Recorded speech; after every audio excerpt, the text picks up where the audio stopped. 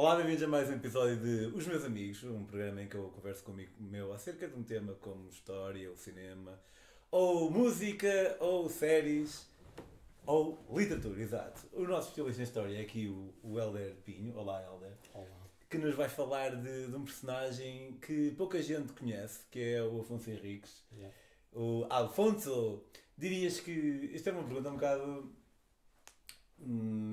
é quase um contrassenso, mas dirias que é o personagem mais importante da história de Portugal. Sendo que foi ele que se lembrou De fazer Portugal, fazer um Portugal. Pá, sim, nesse aspecto, sim. E não só. Sim, acho que sim. Provavelmente é capaz de ser, se não o mais importante, um dos mais importantes. O que é que fez com que D. Afonso Henriques estivesse lembrado de fazer um país? Havia ali... Eu sei que nós temos uma ideia acerca dos lusitanos, por vezes questiona-me se não será um pouco romantizada. É, muito. Sim, não tem nada a ver com os lusitanos. Não tem nada a ver, tem a ver com ambições pessoais. Pá, sim, de certeza que tem a ver com ambições pessoais, porque o Dom Afonso era um homem ambicioso, de certeza. Não vejo outra opção, outra forma de ele ser uma pessoa que faz o que ele fez, tem de ser uma pessoa ambiciosa, mas também é uma também o fruto de não só da ambição pessoal dele, mas de da nobreza que fazia parte do território que agora faz parte de Portugal e que se queria autonomizar, quer do reino de Leão, quer do reino da Galiza, e ser uma entidade política, se não realmente independente, pelo menos independente do resto da Galiza, que era onde o condado português estava inserido na altura. Ok, portanto, nós tínhamos vários reinos pela Península Ibérica e havia tipo um reino centralizado, por exemplo, Leão e Castelo, e o reino de Leão e o reino da Galiza respondiam a outro reino, eram tipo vice-reinos ou cada um tinha a sua independência? É assim, quando se começa aquela que nas escolas a gente aprende que é a Reconquista, depois de partir das Astúrias e tal, eventualmente forma-se o Reino de Leão, que engloba os territórios da Galiza, o norte de Espanha e as Astúrias e um pouco daquilo que hoje em dia seria o País Vasco, que era o Reino de Navarra. Mas rapidamente o Reino de Leão fragmenta-se em quatro reinos, aliás: o de Navarra, o de Leão e Castela, dois, e o da Galiza. Mas há alguns anos antes de Dom Afonso nascer, seu avô, Dom Afonso VI de Leão e Castela, reúne de novo os reinos todos sob a sua autoridade e proclama-se Imperador da Espanha. E vem daí um pouco a luta que depois é travada pelos portugueses em relação ao reino de Leão e da Galiza, porque quando o Dom Afonso VI reclama o título de imperador, isso significa que ele pode ter reis como vassalos. Ok. Percebes? Ou seja, de certas pessoas, como o Dom Afonso, que passaram a querer, a querer reclamar um título que não seria possível ter. Tipo, um rei não podia ter reis como vassalos, Ok, yeah. mas um imperador podia. Então o título de rei passava a ser mais alcançável. No entanto, quando o Dom Afonso VI morreu, o herdeiro dele era uma filha, chamava-se Urraca, foi rainha de Leão e Castelo. A Teresa. Não. Ok. A Dona Teresa, a mãe de Dom Afonso Henriques, era filha bastarda do Dom Afonso VI, Ok. do imperador da Espanha. Mas a filha legítima dele era a Dona Urraca, e foi ela que lhe sucedeu. Ela casou-se, ela estava prometida a um irmão do pai de Dom Afonso Henriques, um nobre francês, mas mas Mudou de ideias. mudou de ideias por causa da pressão dos nobres dos nobres espanhóis em relação ao casamento, porque nessa altura tinha havido uma certa migração de franceses, de nobres franceses cavaleiros para cá, para a Espanha, porque os árabes, os muçulmanos do sul tinham se unido mais uma vez. Os reinos muçulmanos do sul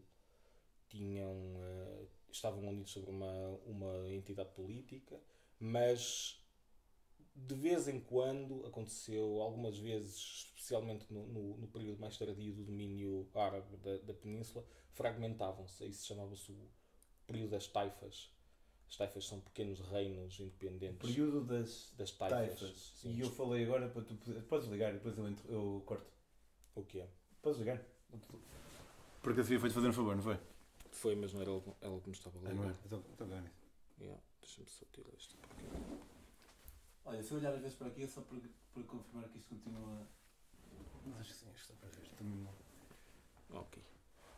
Olha, tiveram aqui a fazer isso. O período das taifas. O período das taifas. Exato. Durante os períodos das taifas em que os reinos muçulmanos se fragmentavam, era mais fácil para os reinos cristãos avançar e progredir na reconquista. Mas quando o poder político era de novo assambarcado só por uma dinastia, era mais difícil. Durante os reinados anteriores ao reinado de Dom Afonso VI, houve alguns períodos em que os reinos árabes estavam dominados pela mesma entidade política. Então houve Os Omíadas. Os Omíadas... Como é que se chama? Não, acho que os Omíadas foram os que chegaram à Península Ibérica. Sim, os Omíadas foram os que chegaram, eles depois foram substituídos pelos Almohadas, se não me engano, ou os Almohadas. É o mesmo nome para Omíadas, será? Talvez seja outra dinastia, mas eu acho que a dinastia que reinava durante o Dom Afonso VI era a dinastia dos Almorávidas. E pronto. Estando reunidos sobre uma única identidade política, era mais difícil para os reinos cristãos responderem à agressão e eles próprios agredirem, porque não é só uma questão de responder à agressão. Então os árabes retomaram uma série de territórios que tinham sido conquistados pelo último grande rei conquistador dos cristãos, que tinha sido o Dom Fernando de Leão, que tinha conquistado os territórios até ao Tejo, até a linha do Tejo, desde Toledo até Lisboa. Mas esses territórios até ao Mondego foram reconquistados pelos árabes, e houve um pedido de ajuda dos cristãos na península para que viessem cavaleiros franceses ou de outra nacionalidade, embora os franceses fossem os que estivessem mais perto, para combater pela cristandade. E alguns de facto vieram. O Dom Henrique é um deles, que veio nessa qualidade, mas o irmão dele estava, como estávamos a falar, prometido à rainha Dona Urraca. Mas a influência que os franceses trouxeram não foi só de ajuda militar, eles traziam com eles uma série de características. O Dom Henrique veio ajudar os cristãos, ele veio de França. Veio de França. E ele é pai de Dom Afonso Henriques. De Dom Afonso Henriques. O irmão desse Dom Henrique estava prometido... Exatamente. À Dona Então Urraca. Portugal é meio descendente de franceses. É, claro, a dinastia... A primeira dinastia é uma dinastia francesa. O Dom Afonso Henriques é o filho de um francês, casa-se com uma francesa. Toda a França rica é francês, para todos os modos. Foi português, não era? Meio francês, meio espanhol. Só pode. Por isso é que nós estamos a merda hoje. Não deve ter, não ajuda. Mas, pá, pronto. Os franceses trazem com eles uma série de influências, nomeadamente a forma como eles organizavam a corte era diferente.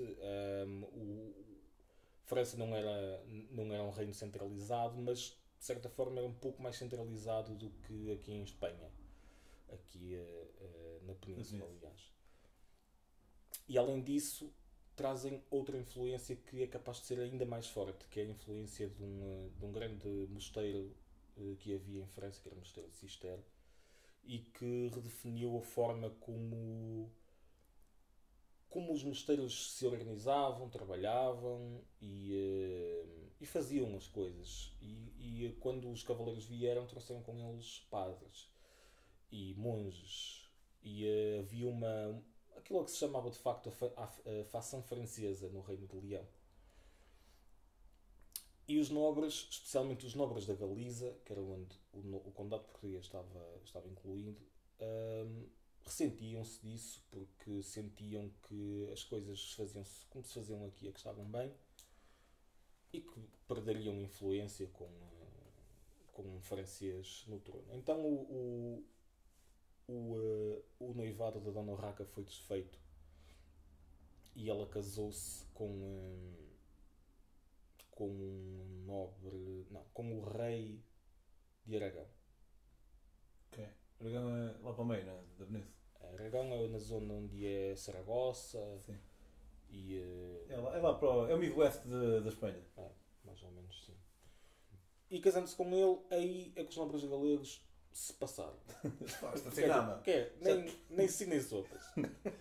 Tipo, nós não queremos. Porque é mais francês para espanhol, mas não. Exatamente. Porque o rei de Aragão, casado com a rainha de Leão e Castela, à partida, quando tivessem um descendente, iriam unir os dois reinos, que passariam a ser 4 ou 5 reinos sobre a mesma alçada política.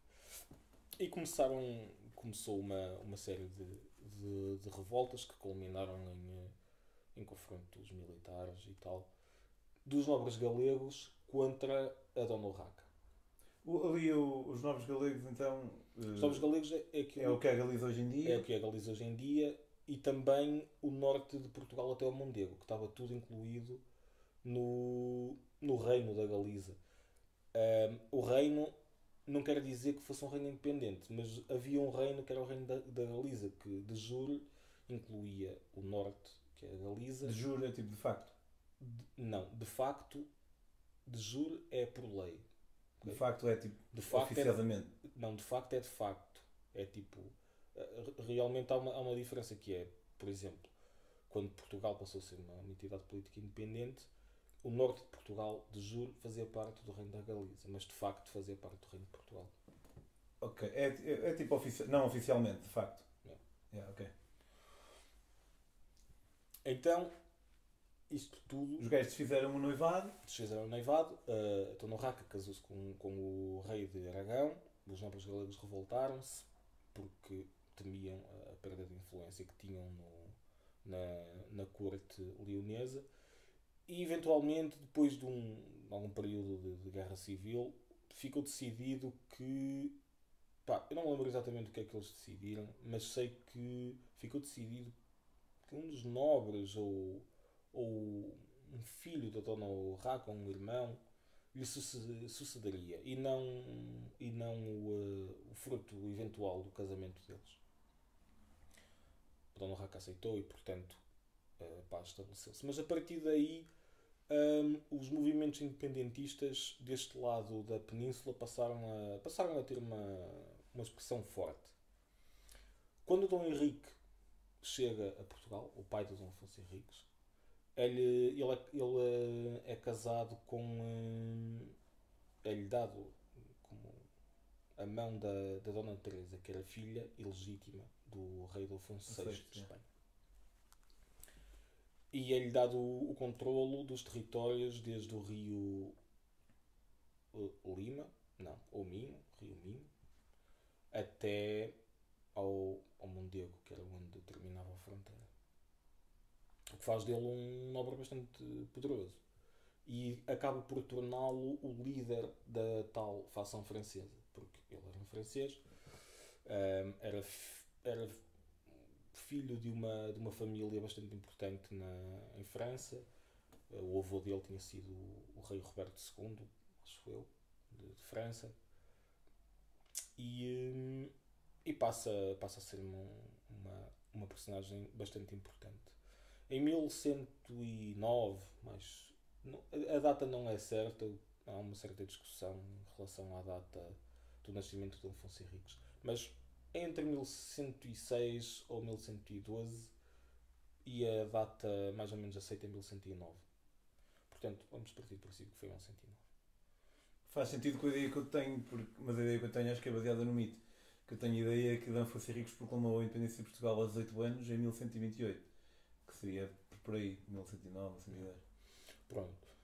Quando ele nasce, é dado a uma família de nobres portugueses para criar, que era o costume nessa altura.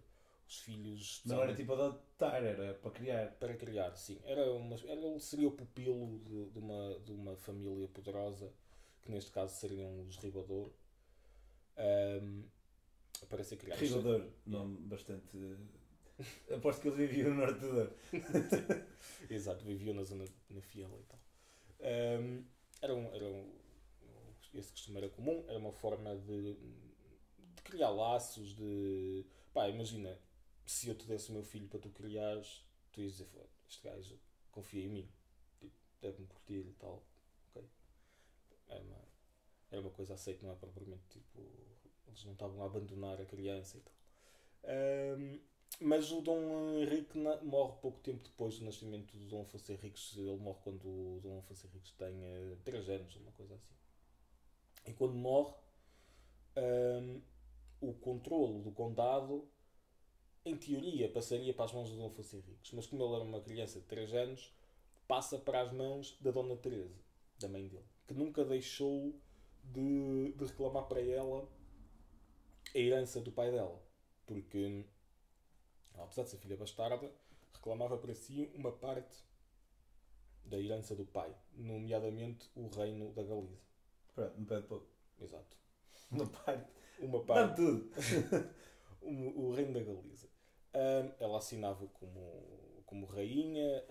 Os galegos não estariam muito receptivos à ideia de ter talvez uma mulher como líder, suponho eu, até porque havia outras famílias poderosas na Galiza que lutavam também pelo controle do poder do condado, aliás do reino, e cria-se um atrito entre os nobres do norte do Rio Minho, que são os galegos, e os nobres do sul do Rio Minho, que são os portugueses.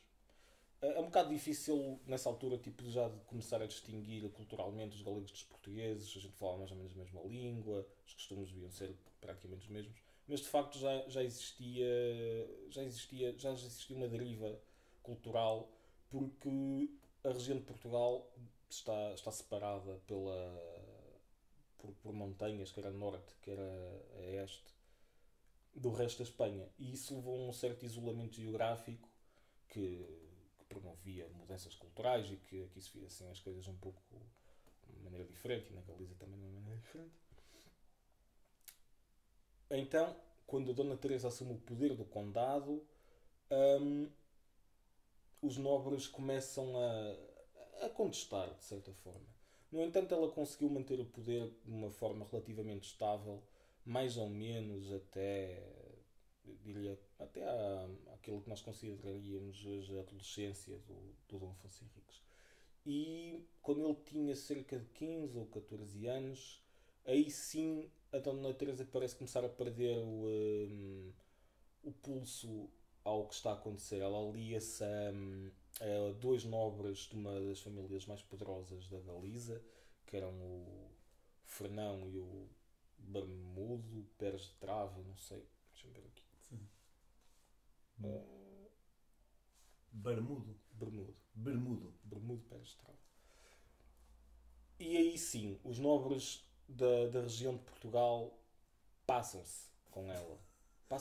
Ela afasta o filho do poder em Coimbra e em Lamego, 2 das cidades mais importantes do território português, e de facto passa a haver um movimento de separação entre a Galiza e o Condado de Portugal.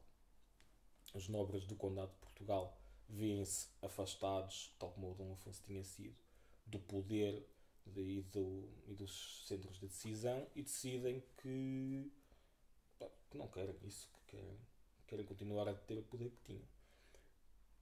E parecem fazer do Dom Afonso Henriques Poster boy.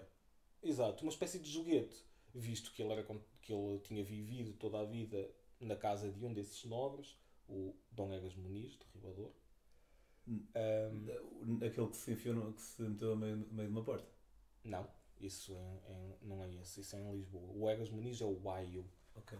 Aquele é o homem que o queria. Mas o outro também era Egas Muniz, ou era outro, mas é outra coisa Muniz. Martim Muniz. Martim Muniz, sim, Sim, é o Martim que se Muniz. põe na Egas porta. Muniz era o prémio Nobel da Medicina, acho eu. O gajo que inventou a leucemia. Muniz. Mas também é este, são os dois, Egas Muniz. São os dois Egas Egas Munizes. Pronto. O Dom Afonso Henriques fica com O Dom Afonso Henriques fica sendo o cabeçalho, a cara da revolução que se fazia no Condado Portucalense, embora a revolução à partida fosse mais uma vontade dos nobres do que talvez do próprio Dom Afonso Henriques. Embora, como estávamos a falar há bocado, não possamos descartar a ambição do Dom Afonso Henriques, porque ele era filho de duas pessoas extraordinárias, que era o Dom Henrique, que era a Dona Teresa, são personagens fascinantes, e principalmente a Dona Teresa deixa aquilo que nós sabemos dela, é que não só ela queria reclamar o poder, como estava disposta a reclamá-lo e a fazer o que tinha de fazer para conseguir. Mesmo que tivesse de ir contra a nobreza do condado ou aliar-se. Foi quando ela se aliou com os nobres, aquelas duas famílias dos nobres galegos. São a mesma família. Galegos, quem ficou chateado foram os que estavam no Condado Portucalense. Exato. Então eles aí começaram a conspirar Exatamente. contra ela para para poderem manter o seu poderio, que era algo que não ia estar a acontecer com aquela influência desses nobres galegos. É isso? Exato. Okay. Aliado a isso, ao conflito político, havia também um conflito religioso que não pode ser ignorado, que é a diocese o arcebispado de Braga tinha perdido uma influência para a diocese de Santiago de Compostela. No tempo dos visigodos, Braga é que era a sede do arcebispado que controlava as dioceses de Lamego, Lisboa, por acaso acho que era de Mérida, mas pronto, do norte de Portugal. Depois, com a conquista dos árabes, Braga foi ocupada também e saqueada e perdeu influência, até porque deixou de haver um bispo. Mas quando os cristãos fundaram Santiago e fundaram a catedral, o arcebispo de Santiago passou a ser uma entidade política que não era possível ignorar. Mas o bispo de Braga, na altura do Dom Afonso Henriques, era um homem extremamente ambicioso, que era o Dom João Peculiar, e que lutou a vida toda para se emancipar do arcebispado de Santiago. Portanto, vai-se criando uma tempestade perfeita para a independência. Exatamente.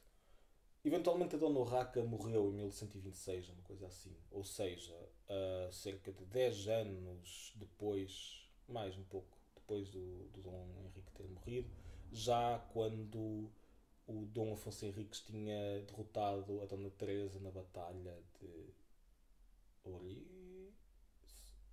Urique é lá em baixo. São Mamed.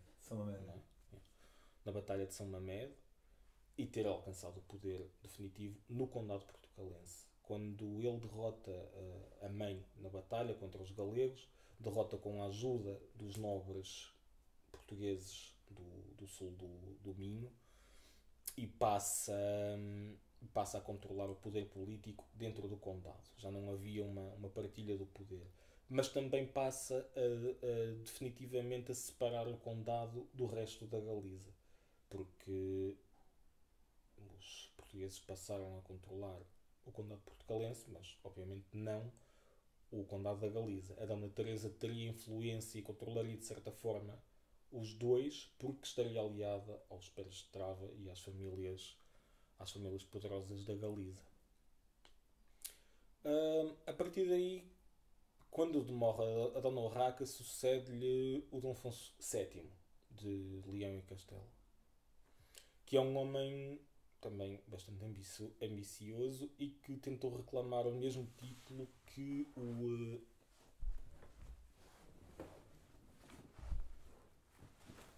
pai dele tinha. Não sei se. Não me lembro bem se ele é filho. Não, o mesmo título que o avô dele tinha. Ok. O Dom Afonso VI, título de imperador. O que leva a que exista uma espécie de. Pá, de vazio. Uma espécie de vazio político. Não é bem um vazio político, mas é uma oportunidade para pessoas como o Dom Afonso Henriques, que sempre tiveram uma veia independentista, se dizerem reis, mas estando de certa forma sob a alçada de outro rei mais poderoso, neste caso um reclamante do título de imperador da Espanha.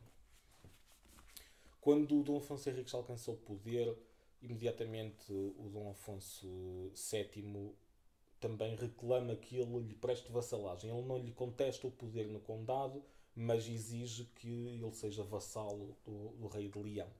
Coisa que o Dom Afonso Henriques nunca pareceu estar muito interessado em fazer.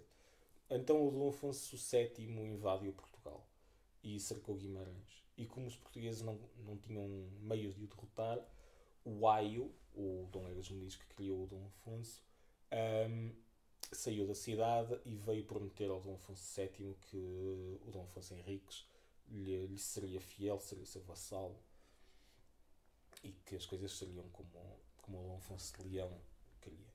Eles foram-se embora e o Dom Afonso Henriques foi tipo: Psych! Não foi eu que disse.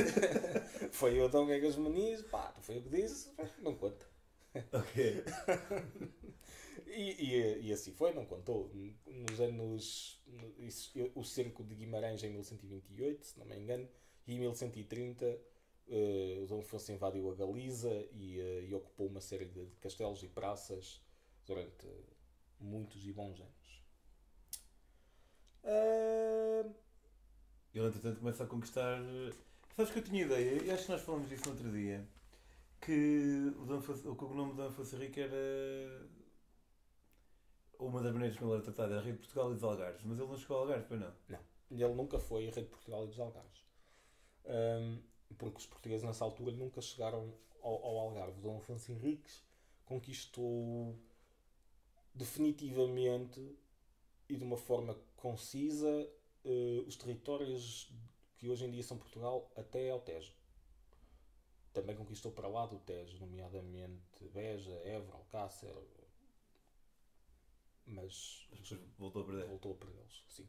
A maioria, se não mesmo todos os castelos abaixo do Tejo foram reconquistados de novo pelos árabes.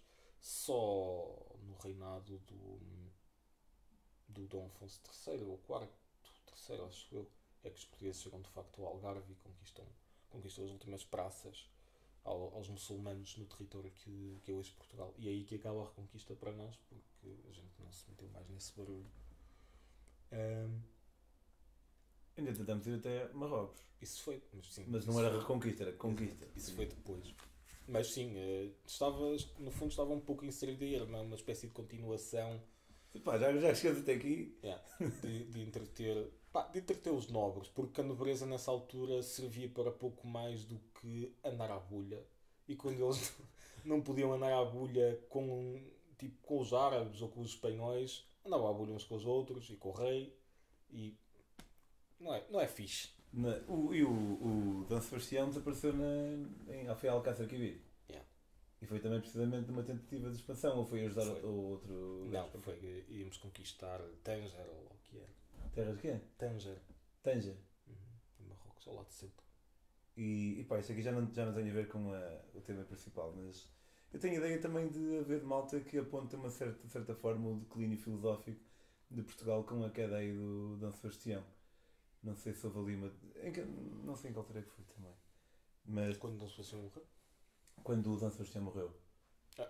Apontou o declínio porque quando o Dom Sebastião morreu não deixou um herdeiro óbvio.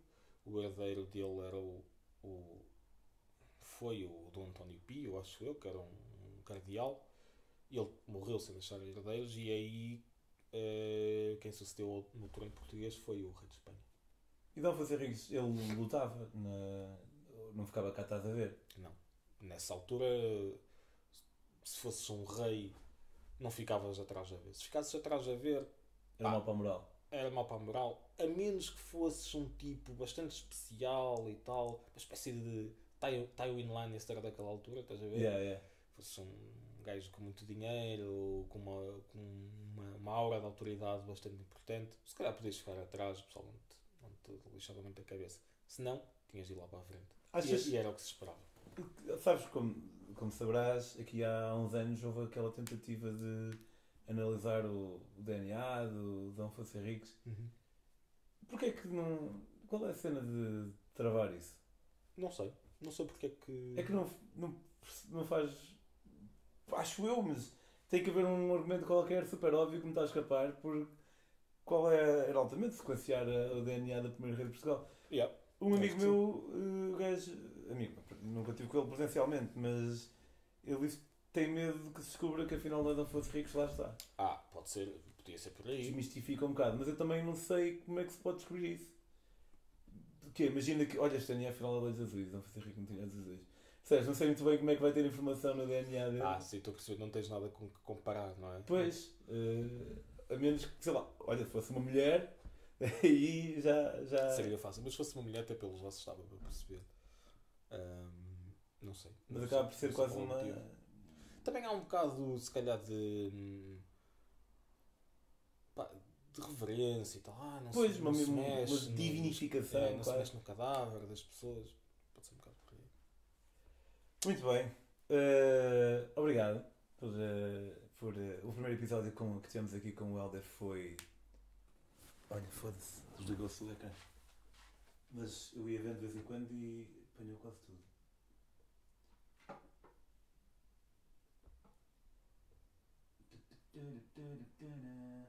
Deve ter ficado cheio.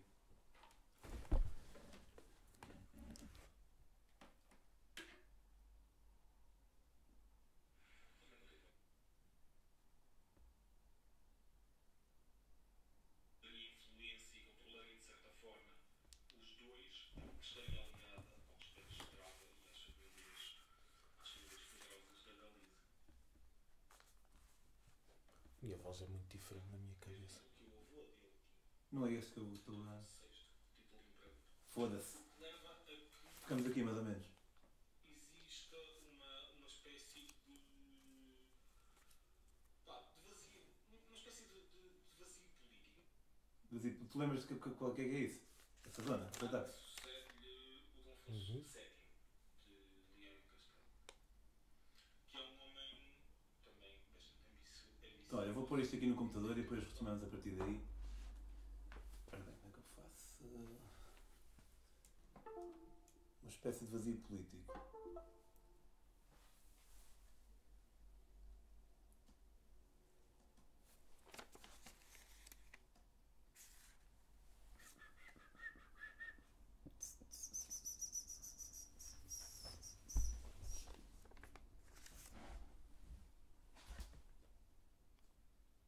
Mas está tudo aqui. Pá, olha, não ficamos com a imagem final. Ok. Por mim. Depois eu meto um ecrãzinho. Também o mais importante é o ouvir. Mas já aqui ficou.